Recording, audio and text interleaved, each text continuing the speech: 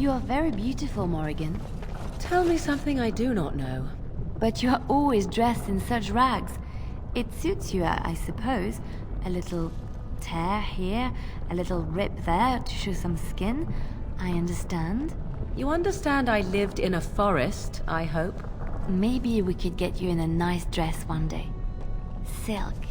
No, maybe velvet. Velvet is heavier, better to guard against the cold in Ferelden. Dark red velvet. Yes. With gold embroidery. It should be cut low in the front, of course. We don't want to hide your features. Stop looking at my breasts like that. 'Tis most disturbing. You don't think so? And if it's cut low in the front, we must put your hair up. Show off that lovely neck. You are insane. I would sooner let Alistair dress me. It'll be fun, I promise. We'll get some shoes too. Shoes! We could go shopping together. Do you have any tales of the wilds? None of the sort you like.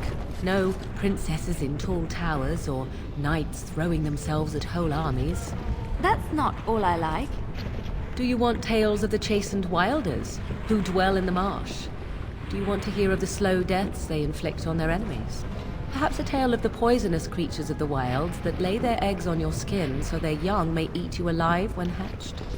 Or a tale of my mother's marsh cuisine? That, in my opinion, is the most terrifying of all my tales. No, I don't want to hear about those things. Then I have no tales for you.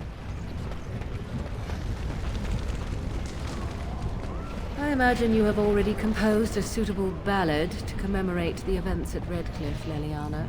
Why would I do such a thing? You have taken up your instruments once again, have you not? So to speak. A bard takes events of great import and puts them to tale. What happened at Redcliffe was horrible. So many people died, and they were violated by unimaginable evil forces. That was not so difficult, was it? You may wish to add music, however. You make it sound as if you enjoyed what happened there. I can barely stomach to think of it. But we were successful in the end. Victory without cost has little worth. I just think of what that poor little boy went through. No, I don't want to glorify what happened there. Then who will learn from these events? I would think on it some more, were I you. I'm wondering, Morrigan, do you believe in the Maker? Certainly not.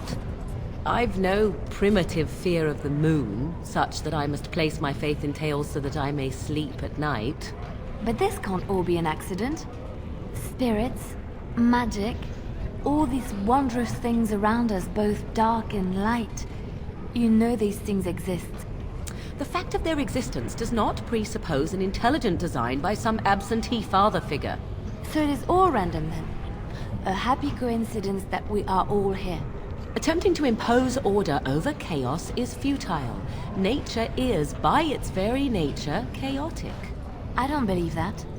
I believe we have a purpose. All of us. Yours, apparently, being to bother me. So, you truly do not believe in any sort of higher power? It has been bothering you, I see. No, I do not. Must I? What do you believe happens to you after you die, then? Nothing? I do not go to sit by the Maker's side, if that's what you mean. Only those who are worthy are brought to the Maker's side. So many other sad souls are left to wander in the void, hopeless and forever lost. And what evidence of this have you? I see only spirits, no wandering ghosts of wicked disbelievers. It must be so sad to look forward to nothing. To feel no love and seek no reward in the afterlife. Yes, the anguish tears at me so. You have seen through me to my sad, sad core. Now you're simply mocking me. You notice? It appears your perceptive powers know no bounds. Let me ask you this then, Morrigan. What if there really was a Maker?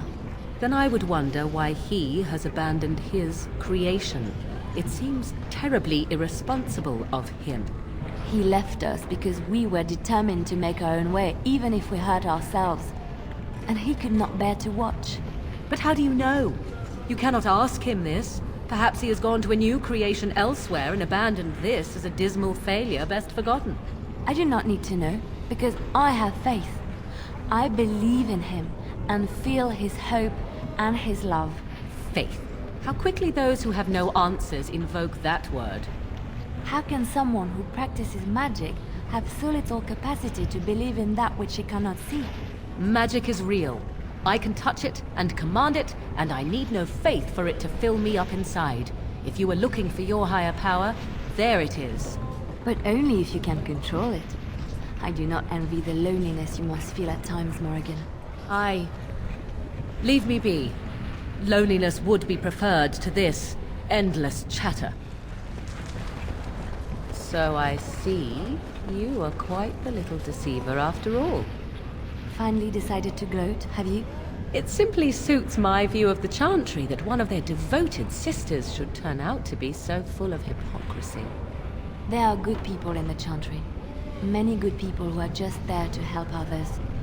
And apparently at least a few who are simply pretending to be good. At least, I was trying to be better than I was. At least, I regretted the evil I'd done. Better that than be someone who's never loved anyone or anything, least of all herself. Anything but that. It seems at least you got the self-righteousness down pat. Well done.